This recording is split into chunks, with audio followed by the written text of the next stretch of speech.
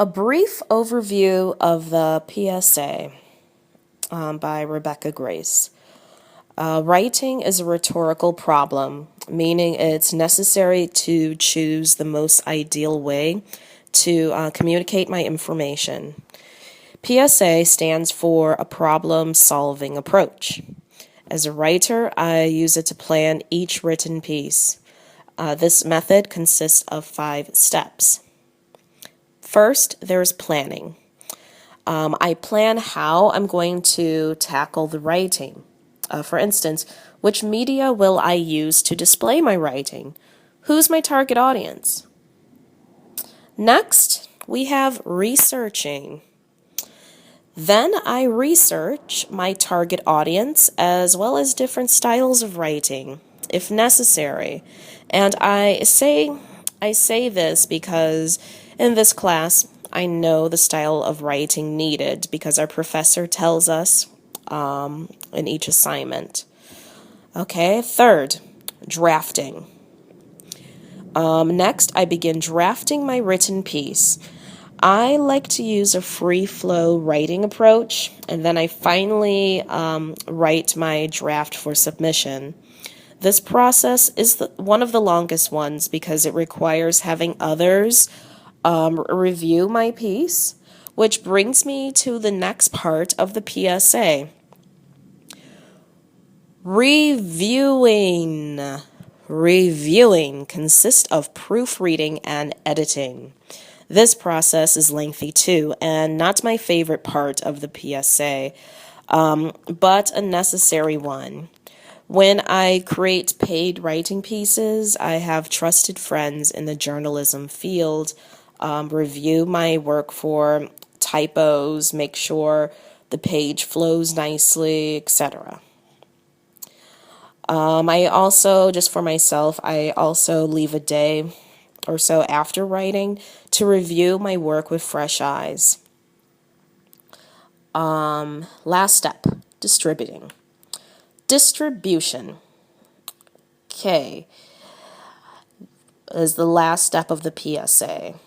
In this step, I simply just share my final version of my written piece, in whichever media it is, with my intended audience.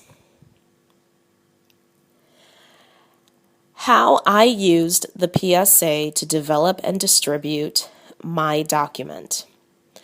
My favorite writing assignment was creating a web page. The PSA model was used to develop it. First, I planned how and when I would write it. Since I had ample time, I began making notes about various subject matters and decided on nomadic travel for beginners. Then I researched my audience. The audience I wanted to reach would be new to this form of lifestyle and needs colorful anecdotes along with vivid photographs to inspire them to think outside of the box. I decided on WordPress because I liked the page templates, and it was very user-friendly. Okay, next I drafted the content on Microsoft Word for each section. And then, like, for instance, few examples of the sections would be like the main page, my brief bio. I left, and then I copied and pasted each section onto the web page.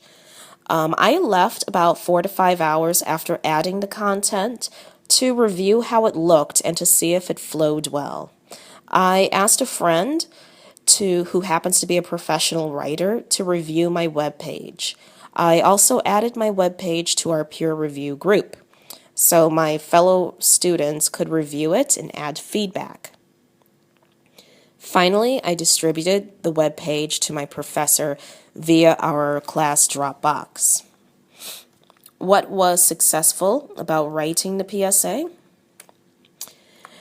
Well, it was a success because I had a great system to address every aspect of the creation process. Simply following the steps in a cohesive order helped me feel less overwhelmed.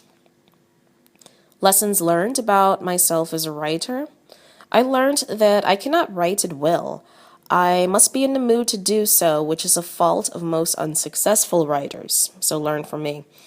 I want to be able to to write on a regular schedule. This obviously requires discipline, which is something I sadly lack. Even though I have made copywriting and blog writing into a semi-profitable business.